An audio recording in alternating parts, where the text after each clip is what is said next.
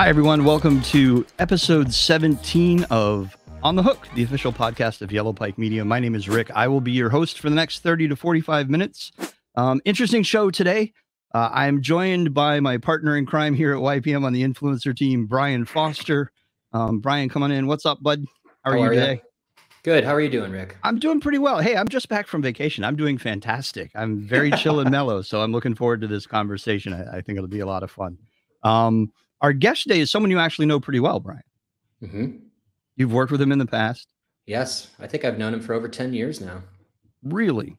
Mm-hmm. Our guest today is Jordan Epstein. He is the director of production and post-production at IGN, and he has recently just finished up with a really impressive big show, IGN Live. How you feeling? Brain fogged. But proud and good. Good. Why don't you give us a little breakdown and background on who you are, what you've done, how you got to this place, and then we'll dive right in. So thanks for having me. So I landed at IGN after working in digital media at a number of companies, including multiple with Brian, for the past 10 plus years.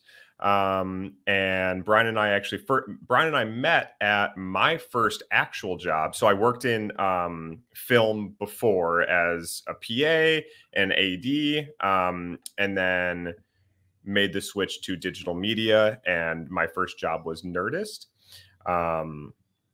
which really kind of set the foundation for everything that came after that for me. I have always excelled when I can do a number of things at once. And so digital media is really well tailored for that. So I can edit, I can produce, I can direct, I can help write. I really like that DIY ethos that kind of indie filmmaking established. And so found myself at Nerdist, and then jumped around to different digital media companies, landed at a mobile games company that was trying to do something very innovative with their integration of media and mobile gaming. And that's where Brian and I reconnected,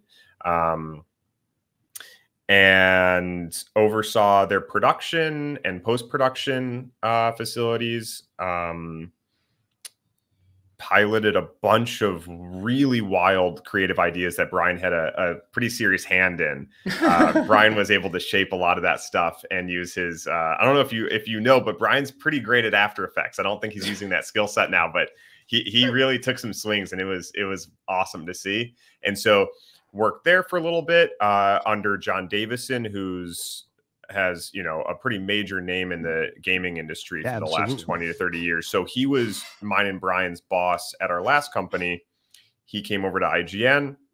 He and I kept in touch. And once that last company decided they didn't want media anymore, or video rather, I found my way over to IGN, which I'm incredibly happy and grateful for. So it was just a series of, do I want to say unfortunate? A series of unexpected events. A series of unexpected events and failed SVOD services. Wow, that's a funny way to put it. Yeah. I have to admit, I'm just endlessly curious right now about Brian's hidden talents, but I think that's another show. I'll just take your word for it. Invite me to that show, please. Invite you to that show so you'll spill tea? All right, Definitely. Deal. We'll have you back. Cut to me juggling plates on sticks and all the other things I can do. Yeah, totally. So if you can remember, I'm not sure how far back this is going. What was one of your first projects when you first got to IGN? So actually, when I came to IGN, it was to help oversee their first new YouTube channel in, I think, over 10 years. They started a channel called IGN Compete, which was an esports vertical. And so I was brought on to oversee the team associated with that. It was a very small team. Most of us eventually got brought over to IGN proper. But it was a really interesting experiment to grow a channel from the ground up, because we were truly our own independent channel. We were on a little bit of an island. We started from 0 subscribers, and seeing the A/B testing and just kind of trial and error process of what does content look like if we start from scratch? How do we build an audience through that? And then what does and does not work in collaboration with a channel as big as IGN and kind of apart from it. So that was my first actual project with IGN. Then I was brought over as the director of post-production after that, where we did a reality show or a competition show called Rogue Jam, where we worked with an indie developer and had a competition to see who would get funding from this indie developer. And we had all of these kind of independent devs across the country and world apply with their games and who needed funding to help finish their games off. And that was a huge undertaking. That was very cool. That sounds amazing. It was really, really cool to see that kind of come together. And it was we had Reggie from Nintendo as one of our panelists. And so that was a big deal. That was a very cool way to start my tenure at IGN, was during that production.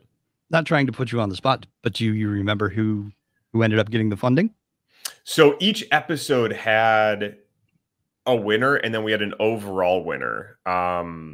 I remember the game that won the overall prize, but I can't remember the name of it. But it was if I remember correctly, it was a very, very cool, bizarre isometric kind of shooter that was based on geometry, if I remember correctly. But I still have a bunch of the games wishlisted on Steam. So as soon as they come out, there's a hockey one that I'm really excited about. Nice. Very cool. Yeah. So how do you go from there to IGN Live? What was that path?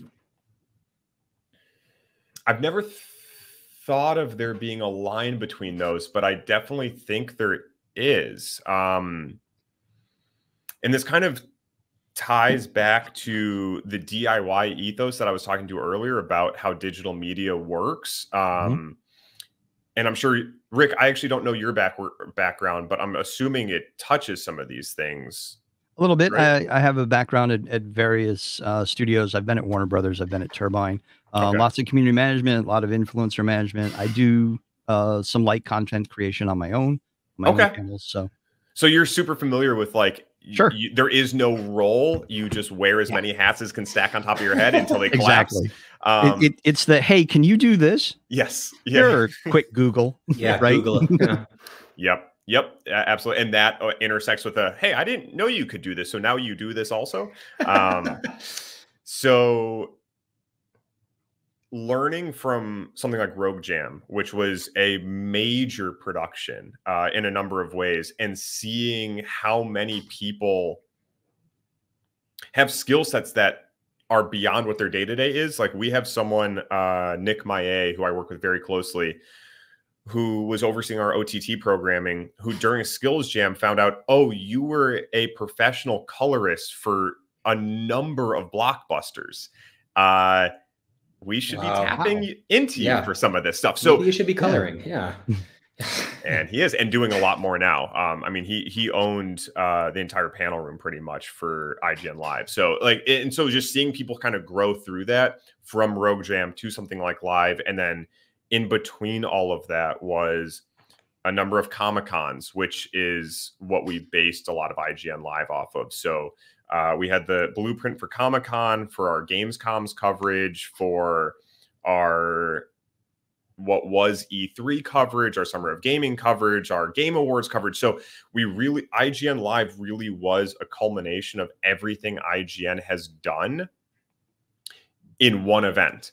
And so from a production aspect, it tied together everything that we've done up until that point. The stage for Comic-Con that was brought over, our watch parties for something like Nintendo Direct, which, not to date the episode, was this morning, bringing that over to IGN Live, our long form roundtable discussions that we've done with a few developers, that was brought to IGN Live. So it really was a cherry picking of everything that has made IGN personified into a fan-focused event. How many people are we talking? This sounds like a massive undertaking with like a small army, but how many people really were involved in producing IGN Live as we saw it? We did the math this week, actually, and on event days, like live days when we had audience there, I believe we had almost 300 people working. Wow. Yeah, total for, because I mean, we had more or less 3 locations on site that needed to be owned. And so we had a main stage, that was a full team. We had a panel room, that was a full team. And then we also had a gaming hall with activations on in the main stage. Were either of you there for this? I didn't make it. Yeah, no, okay. So to paint a picture a little bit of what the event was, you walk in, there's the main stage, there's a hall A. And that hall A was just neon soaked lighting with areas to hang out. We had an activation for our daily news program, the Daily Fix. We had a fan fix section with our set deck behind.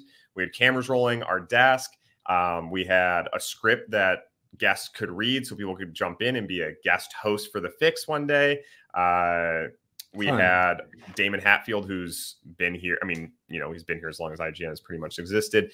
We pre-recorded a toss for him so that we could stitch those together for fun social media hits.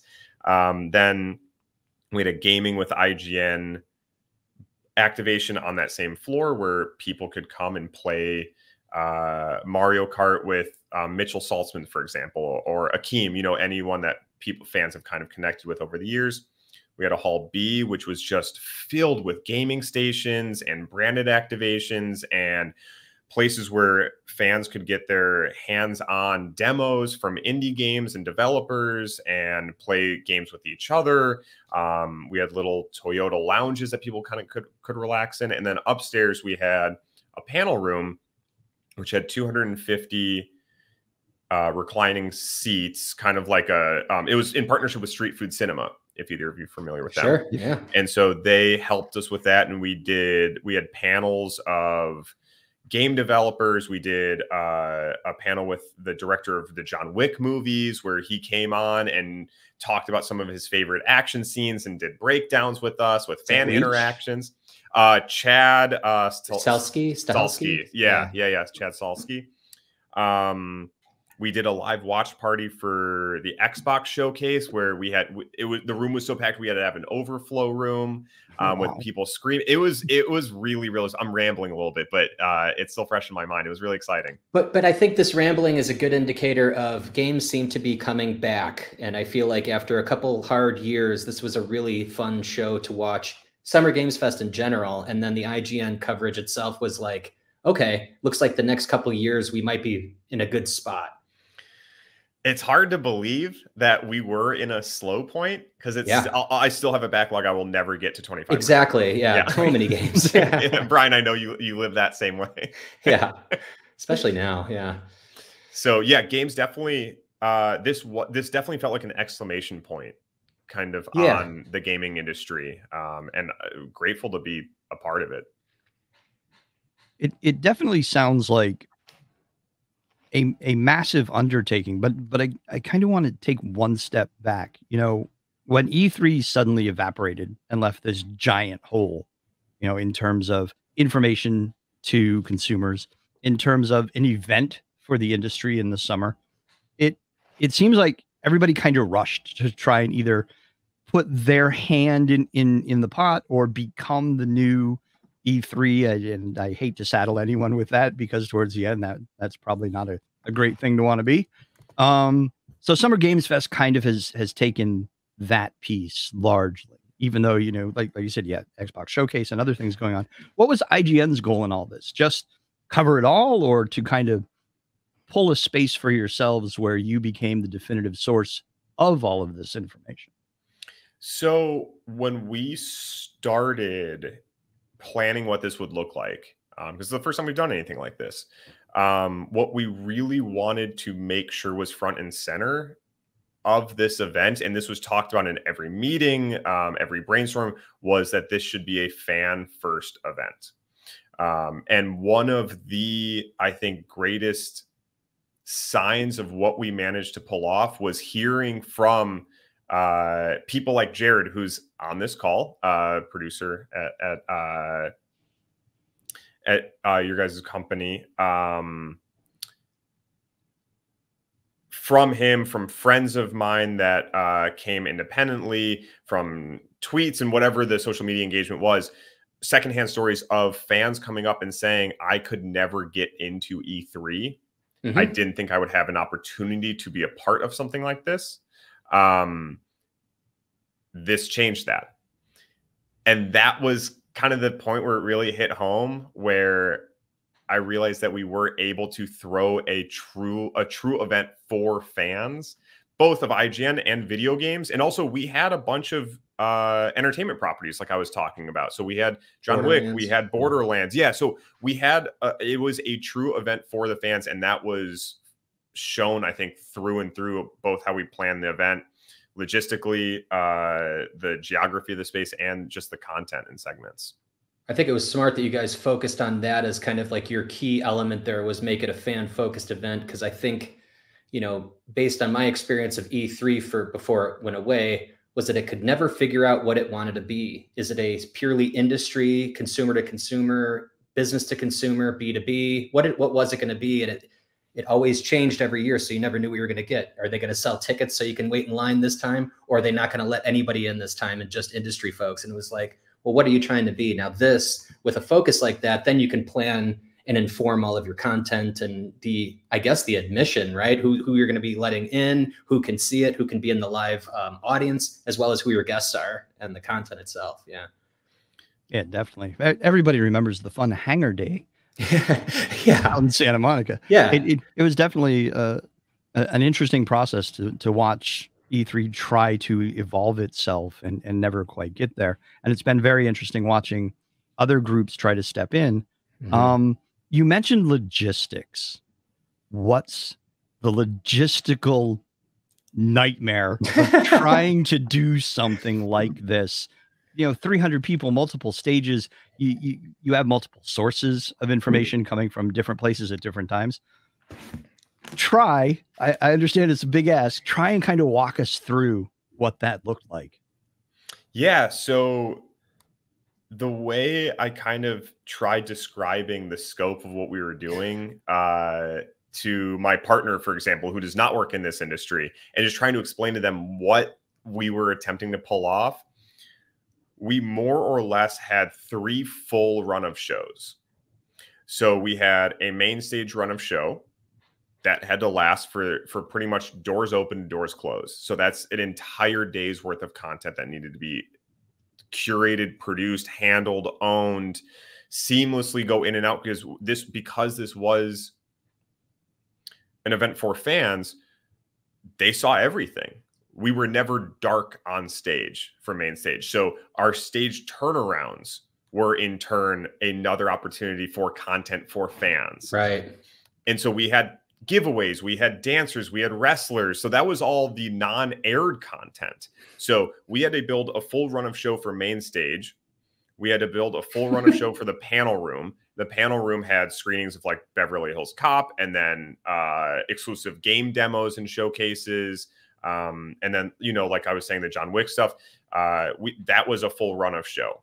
Then we had the broadcast run of show, which was a combination of everything and how that fit together. And so just the mental gymnastics of trying to see how this is all converging into one thing while remaining independent items, that was, for me, the trickiest thing. And thank God I work with, brilliant people like Michael Calabro and Nick Lamone. They owned the run of shows almost entirely. Corrado Corretto, who's my boss, this was, I don't want to speak out of turn, but this was his vision. Like, we just kind of made sure we were executing what he always saw happening. And so it was a lot of people that kind of came together to make sure that the logistics made sense, despite each one of us having days where it's just like, I can't see the forest anymore. I'm just seeing trees that seemingly are different colors. We had a DJ on stage. So the DJ needed to be intertwined with their music cues to the hype segments with the giveaways, which then seamlessly blended back into the podcast. And every segment also needed an audience integration aspect, because again, it's fan based. So the amount of moving pieces, and then segment producers had to own sometimes 3 to 5 segments a day. And then that was between different locations. Then we had to coordinate people, field producers going to other external locations to then come back. And we only have so many people. So everything was a map. You know, every single thing that we touched or did or coordinated with what had just spider webs kind of coming out of it that touched everything. Wow. That's, I mean, you know, as you're describing it, I'm kind of seeing just like the GIF with the math, you know, over the, it kind of feels like you're describing that sort of a feeling and trying to keep it straight. It felt like that. And on top of that, you have, you know, fans, right? You have people that you can't control throughout this whole process. It's something I don't think that the bulk of the people who probably just saw it from a broadcast standpoint really understands. When you take this, we're all used to seeing now, right? Anybody, you know, with some cameras and a couple of microphones can do a show, right? And I think a lot of people just think, oh, that's how easy all this is. When you have that much going on, and then you add that live element of doing it in front of people right there who can throw wild cards at you left and right, and you have to react in real time. It takes things to such a complicated level. Oh yeah. What were the contingencies for you know, fans gone wild, I guess? I mean, luckily every fan interaction was additive. Every single one was additive to the experience. And so there were some segments that had fan involvement that was like, oh, this might fall flat. And then you get fans shoving gummy words in their mouth, screaming lines from Starship Troopers. Like everyone was so engaged and just all in for what we were there for. That was the moment I started seeing the fan engagement on day one, it was kind of clear that we had pulled this off. And that was all the way up to the panel room where the first time I went up there, it may have been for the John Wick screen because they were on 2 different levels, and I was bouncing between, and realizing there wasn't an open seat for me to sit in to see. It was like, okay, so this really did land. And again, every question it was additive to each segment. That's really awesome. That for those that don't know, that's not normal. There's always something, right? There's always something. So that's really incredible. Maybe you're the wrong person, but I got to ask, technically speaking, from the technical standpoint, how did this all come about? What did that team have to go through? Because I imagine there's some pretty massive hoops. Yeah, that's a Dave Toole question, who is brilliant. He is brilliant. And I have never seen him come up to a problem that he cannot solve. And there were plenty that tried during this.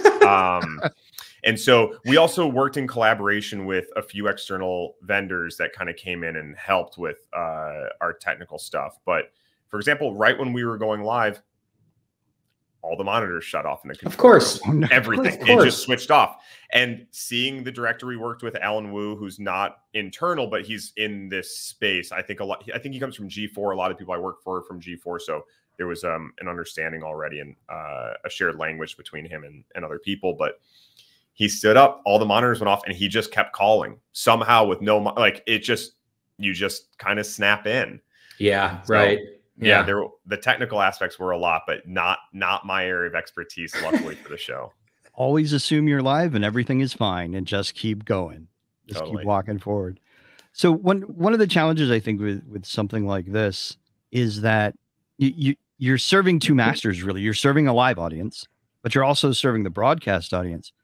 How did you keep that broadcast audience engaged, and how did you gauge feedback from that? Because it felt at least like there was a level of interactivity between you and the broadcast audience as well. Yeah, that's kind of that math meme that you're referring to. So again, first and foremost, it was in person. That was our focus. But it's in Los Angeles on 3 days, and people are obviously engaging with it online as well. And so the goal was to offset what we were shooting on the main stage and panel room, including our field hits. We had a full field team.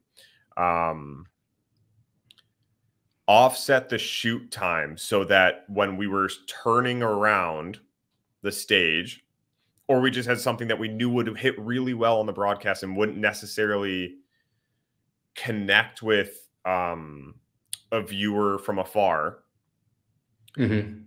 We made sure we just had the turnaround time to stack a full broadcast of things that, I mean, this is what IGN does best. You know, that's what our bread and butter is making sure that we are creating content that is resonating with an at-home audience. And because this show was built with IGN's DNA through and through, between every segment, this was an IGN curated show, making sure that everything we were putting in broadcast was already kind of a tried and true formula for us. And a lot of that comes to how we were booking our guests, what devs we were bringing in, what entertainment properties we were bringing in. So it was planned with both in mind, but the reason we focused so much on audience integration was for the in-person audience. But it took a lot of planning and a lot of outreach from the outreach team. Mm-hmm. I didn't have anything to do with picking who was coming on the stage or anything. So I'm not taking credit for that, but making sure that the right things hit broadcast at the right times. And also we went live a few times, truly live. For Xbox, we were truly live. For our last podcast, Game Scoop, on Sunday, we were truly live. And that was also built that way to help us catch up on content that we knew would do well with home viewers. Right. What did it look like? Back up a little bit. White sheet of paper. How long did it take to go from that blank sheet to going live?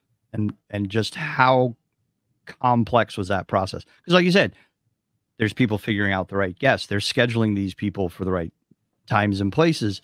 There's integrating truly live content into your now truly live content.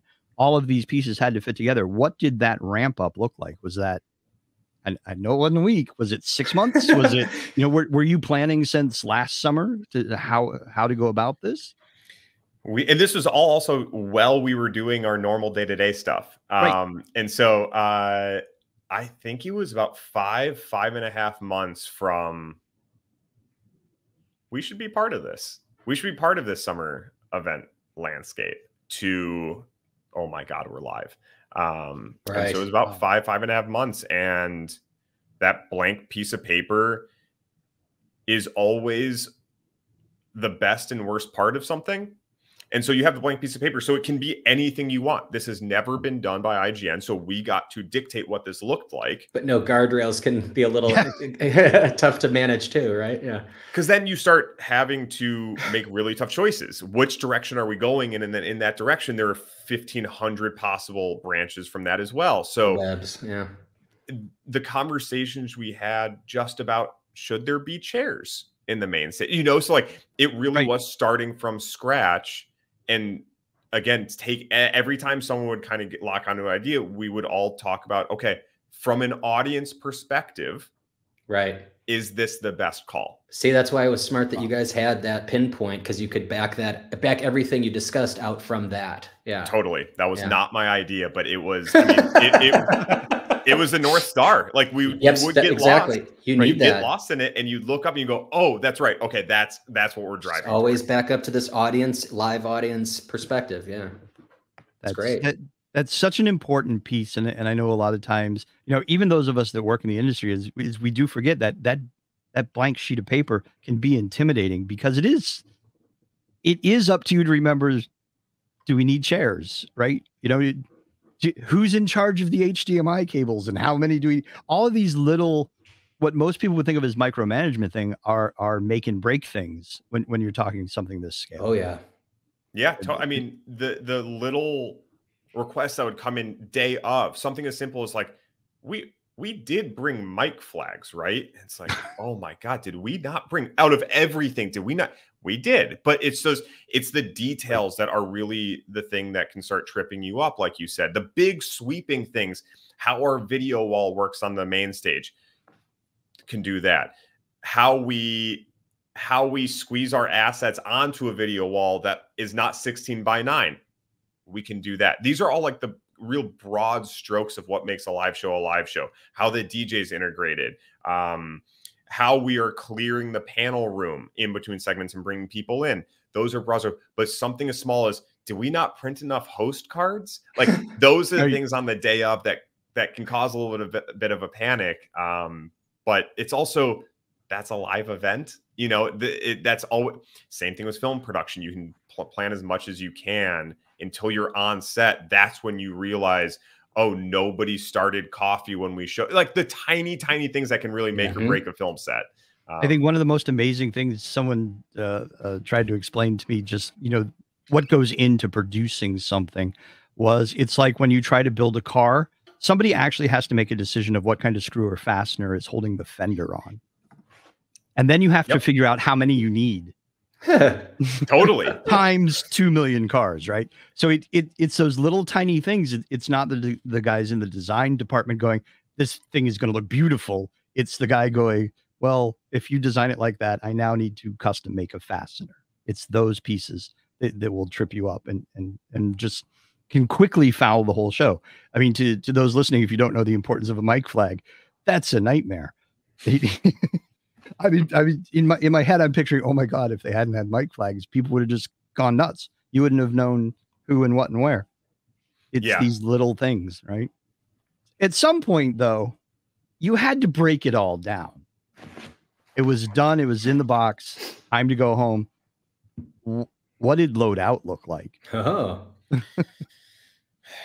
Is this where you were leaning on your vendors to help you out with? Yeah, so I was not there for the entirety of breakdown. This is a smart man. I would have been in the way. I mean, like, we had so many external partners tying into our studio team, which I'm not a part of. And so it depends. This was a bigger breakdown. Something like Comic-Con or something that is just our team pretty much. I'm there from start to finish, like until the last cable is wrapped and boxed. I really do try and be helpful and be there. For this type of event, there was so much gear that was not ours that then you start getting into, you know, you trying to help can actually hinder a really tight-knit crew's ability to wrap up their own stuff. So the control room breakdown, it did seem like, from where I was, at least how I was integrated into it, okay, let's get all of IGN stuff out because that needs to get shipped back. Because also, we wrapped Sunday night. We had a live show in office on Monday for the Ubisoft Connect, or Ubisoft Forward. I apologize. So we had to get all of our stuff out just because we needed to go live in less than 12 hours. So we had to come back with all of our stuff. So monitors, cables, our portable NAS system, like that has been a thing that we've been growing along with. Our camera kits. Then we also still had field shoots that were continuing into the night and on into Monday. So that included all their field kits, all the media management that came with that. We didn't edit everything that we shot because it wasn't going live in broadcast. So we had a little bit more time. So all of that stuff had to come back with us. The branded team had to wrap their stuff out. The studio team had to wrap their stuff out. The panel room, I don't actually think we had much of our own gear there. That was probably mostly between Advancer and ESC, I believe. But it lasted most of the night to get everything. And then on Monday, after Ubisoft wrapped, I stayed back to help unload the trucks that came back with all of our furniture and I mean 35 Pelican cases that just needed to be put somewhere. So it was a major production, and there was only so much time and space on the docks, like to get everything out. So it was a major thing, but I cannot claim I bear the worst of it. And I think the interesting thing to me, that as you were describing all this, is you're loading out of one space, which immediately led to a load in back at your studios so that you could do your next show. That's the math gift guy again. That's just really a logistical Wow. That's math gift guy with impressive. three days of convention grime and brain fog. Like that. Yeah, and you can't understate the fatigue of doing all this because you've been live for several days. Everybody's been working, at 120%, and you still have to keep going. And then you still have all the post-production stuff because it wasn't live. Well, yep. What was that like? How much energy did you have left at that point for all of this post-production that still needed to go? We got through most of it on site, but editing on site is also a challenge in and of itself because most editors work kind of in isolation or very controlled environments. And so if you're lucky enough, you have an edit bay, but most companies I've worked at don't have edit bays, but editors have a designated area of the office where your lighting conditions are at least manageable. You have noise canceling headphones. You're not in a high traffic area. The mental fatigue of editing on site for an event when you're in a control room with 50 to 75 people running around safely. I'm not saying it was like chaos, but it's loud. There's a director shouting calls from start of day to end of day. There are segment producers running in and out, prepping their segments or wrapping their segments. There are hosts, there are writers, there's audio technicians, playback, there's our encoder team, our clip outs team. Like this room is filled in. It's a big room. And then you have editors trying to hear if their audio mix is leveled properly. And so that fatigue is real, and you're not at your home desk. So you're in a chair that's not optimal. You don't have your mouse typically. Oh, the monitor situation. Yeah. Absolutely. Absolutely. I've gone around the office and started taping every 4K monitor with 4K or someone's name on it. So I know for events, I can just pull all of them, because as someone who used to edit at these events, not having a monitor, it can really kind of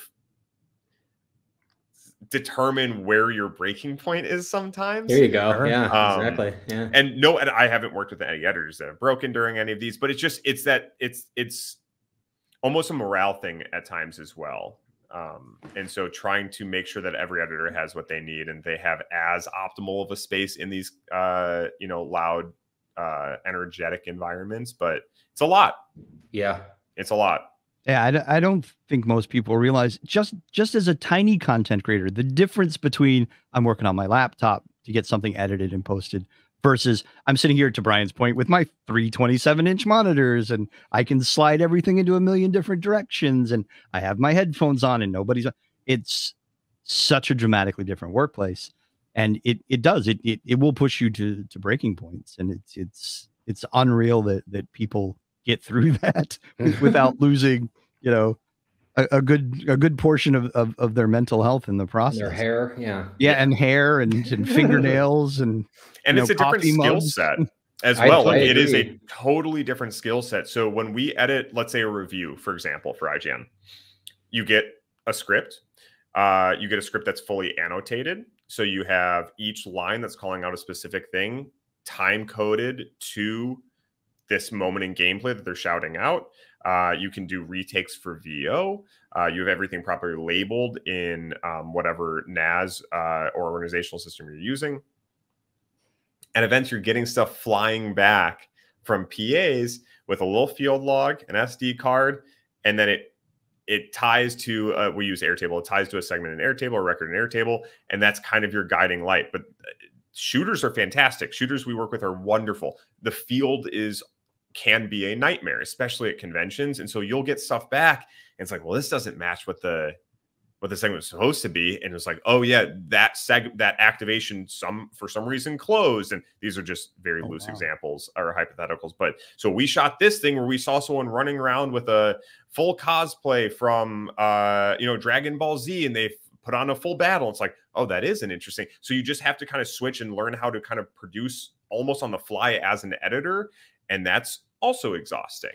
So it really is a different skill set utilized for these events than the other 360. Sounds more like you're almost a story producer at that point. You can be, for sure. Yeah. Wow. I mean, Brian, like sometimes an editor, you need to be the one to find the story in the edit. It's that third script, right? You've got your script, the one you write, the one you shoot, and then the one you edit. And it's like, it's all different stuff, you know, maybe Totally. somewhat similar, but yeah, it's going to be different. So when all is said and done, everything's out the door. How do you evaluate, was this a success? And I'm asking this question fully aware that there's an internal, as the team, we feel it's a success because we got through it, it's all done, and the quality was where we wanted it. But from, you know, the corporate standpoint, there's an evaluation of success as well. What does that look like? How do you kind of figure out, because there is so much going on, and there's the broadcast aspect, there's the content aspect, there's the actual, I mean, live events with real people on the ground are notoriously difficult to put an ROI on. It's like, what is the value of that, right? So how does IGN evaluate all that? Was this a success as far as IGN's concerned? Yes. Yeah, okay. Absolutely. So this was absolutely a success for IGN and the first year of an IGN live event. No question. Everyone internally views this as, without doubt, a success. The metrics in which we gauged it are slightly ethereal, if I'm being totally honest. Sure. So like the numbership, the numbers on viewership, for example, like that's typically how you would assign success. Mm-hmm. Seeing as this was our first outing, we didn't have specific numbers that were labeled as, hey, this deems it a success and this deems it as a failure or disappointing or whatever it was. Right. The ways that we viewed this as a success was industry sentiment. We've had pretty major players reach out to us after this and express interest in wanting to partner with us for a hypothetical 2025 IGN Live. Audience showing. I think we distributed almost 8,000 tickets. Wow. Holy cow. So that, I mean, again, we had goals, but they weren't set as we have to meet these or something went wrong. But there's no benchmarks to compare to at that point, sure. Right? Yeah. So exactly. But next year, right? Yeah. And so I think next year will be a different question potentially about like, okay, so based on year over year stuff, how did this look? But the fact that we pulled this off and it went off so smoothly, we published, I think, 1,100 videos. Holy cow. In that 1 week. I believe it. And that's a month's worth of work. In 1 week. In 1 week. Yeah. I mean, well, like those 3 days we were live. And so those kind of numbers do point to this as a success for sure. That's awesome. I'm trying to get my head around that number. Pieces it's of content. Wild. It really is. It just doesn't register. Yeah, that makes sense from a monthly discussion, not from a weekly or a 3-day discussion. Yeah. When you reminded that was in 3 days, not really a week. It was 3 days. It was a long weekend. Insane. I think we had like 29 broadcast hours of programming. Wow. Those 3 days. So it's like, again, there was so much there and so much to offer people in person and at home.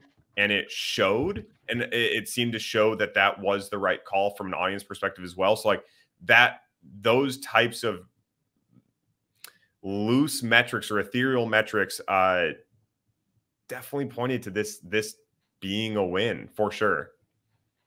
That's incredible. So hypothetically speaking, that bodes well for next year. That we will see IGN Live 2025. Hypothetically speaking, it definitely bodes well for 2025 for sure. I love hypothetically, definitely. If we're living in that hypothetical world, there is a definite within that, you know? Okay, good clarification. I don't think I've ever heard hypothetical indefinitely in the same sentence before. It's the brain fog. It's still there. I'm working through it. It's still there, working through it. Yep. Jordan, this has been super informative. What you guys pulled off was incredible. You know, from a viewer way on the outside, I'm watching it from Boston, right? And there was no hint of the clear madness that was going on, you know, live and in real time on the ground. I was thinking the same thing. You guys were like glaciers or ducks, you know, it was like super smooth on the surface. I know there was a lot going on underneath, and I know that there was a lot of moving pieces, but I texted you about it. I was like, from afar, this seemed like you guys had been doing it forever, and it was like the first attempt. Pretty impressive. Thank you. No, I appreciate it. I appreciated hearing from you as well. That meant a lot. We had some coworkers from our last place, Brian, come and swing by, and that, like, out of everyone that was there, but seeing familiar faces and friends show up and just enjoy it, Jared included, like, there's your metric of success, right? That means a lot, for real. It really does. This only works because of Jared. So clearly, that's right. I think we have to pay him more for this episode. We only allow one Jared reference per episode. I went over that. I apologize. Yeah. Jordan, thank you again for being here. This was, like I said, it was super informative. We really appreciate it. What's next on your agenda? Is there something from IGN that we should keep an eye out for? Yeah. I mean, what's wild about all this is that a number of us, I'm not included in this, but are leaving for Brazil in days to go help oversee the games from Brazil. So people are leaving for that. Those of us staying back, myself, I booked my first San Diego Comic-Con programming meeting this morning. So we're just straight into that. Summer really is event season, which is incredibly exciting. It's fun. Nice. Definitely. All the work everywhere that it may need to happen. That's so awesome that you get. And I'm just going to say, Brazil has been such a neglected market for so long. I love the fact that they finally got a major show and that it's receiving coverage from major players like IGN. I think that's fantastic. A neglected market that has had hardcore gamers for 15 years, you know, if not longer. Yeah. Struggling to figure out how to get the games they want and play them. Right. So it's awesome. The industry's finally figured out how to make that all happen. Agreed. Brian, thank you, sir, for co-hosting this and hanging out. Yeah. And thank you, Jordan. It's good seeing you again and great to hear your voice and all that. Yeah, thank you both for having me. This was a ton of fun. Cool. I'm not usually asked to speak to people publicly or on podcasts. So, like, I appreciate this. This was fun. This was a good time. Awesome. We're glad you enjoyed yourself. For everyone else, everyone watching or listening, thank you guys. We're here once a month. We'll have another one for you in July. Thank you. If you want to learn more about Yellow Pike Media, who we are and what we do, you can go to yellowpikemedia.com or check us out on our socials. Obviously, IGN.com if you want to catch up on any of the thousands of pieces of content you missed over the last week or two. Jordan will be very happy to see the views tick up even more. Thanks, everybody. We'll talk to you next time. Have a great month. Bye-bye.